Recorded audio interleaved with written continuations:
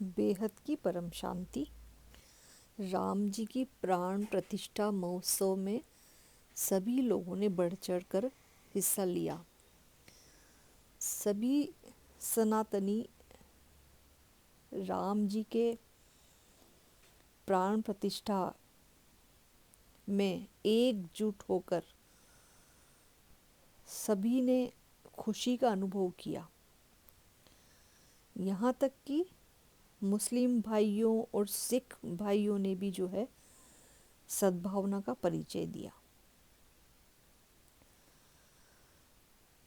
और जो लोग वहाँ मंदिर में गए थे उन्होंने बहुत शांति का अनुभव किया और उन्हें लगा कि राम राज्य आ गया है, त्रेता युग वापस से लौट आया है। लेकिन क्या कुछ समय बाद लोग पहले जैसे हो जाएंगे, इस घटना को भूल जाएंगे, या इस घटना से कुछ सबक लेंगे? राम जी की प्राण प्रतिष्ठा का मतलब ये नहीं कि खाया पिया और भूल गए। इसका मतलब आज से हम सबको अपने आप को जगाना है, अपनी आत्मा को जगाना है, आत्म स्वरूप का अनुभव करना है। अगर सभी व्यक्ति अपने आत्म स्वरूप को पहचानेंगे तो हम अपनी अनंत शक्तियों को पहचान सकते हैं, अपनी अनंत चेतना को जागृत कर सकते हैं। जब भारत का प्रत्येक व्यक्ति अपनी अनंत चेतना को जागृत करेगा तभी राम राज्य आएगा। नहीं तो 4 दिन की चांदनी फिर अंधेरी रात।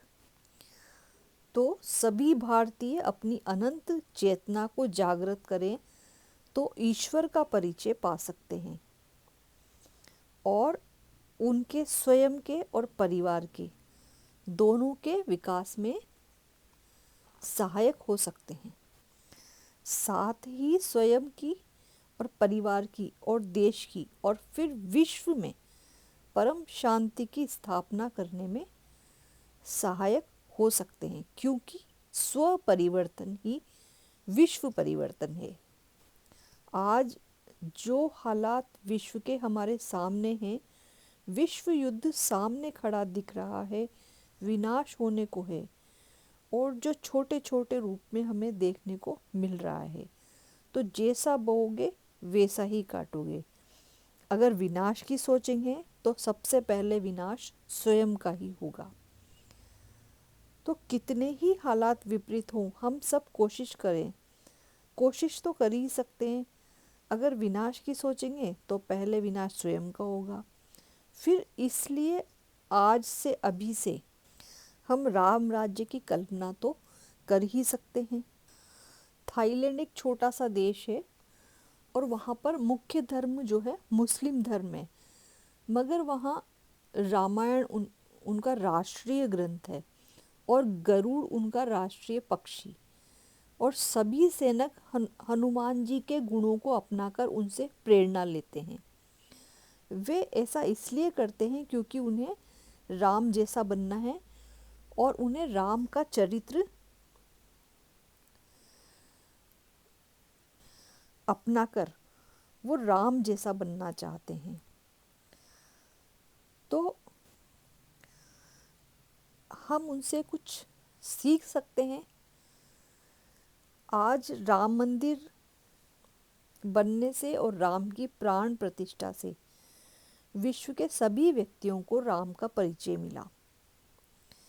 इनमें से बहुत से, अधिकतर विश्व में ऐसे व्यक्ति भी होंगे जिन्होंने कभी राम का नाम सुना ही न हो। तो ये एक ऐतिहासिक घटना है और इसकी वजह से सभी राम का परिचय पा सकेंगे। वो देखेंगे कि राम कौन है, राम का चरित्र क्या है, राम के गुण क्या हैं। वो राम के बारे में जानेंगे, भाईचारे के बारे में जानेंगे कि राम कौन थे और किन कारणों से उनकी पूजा की जाती है। अगर चाहते हैं हम सभी राम राज्य, तो राम के गुणों को अपनाकर कुछ ही सही परम शांति के संकल्पों को फैलाएंगे, तब ही राम जी की प्राण प्रतिष्ठा सार्थक होगी और हम सब भारत में राम राज्य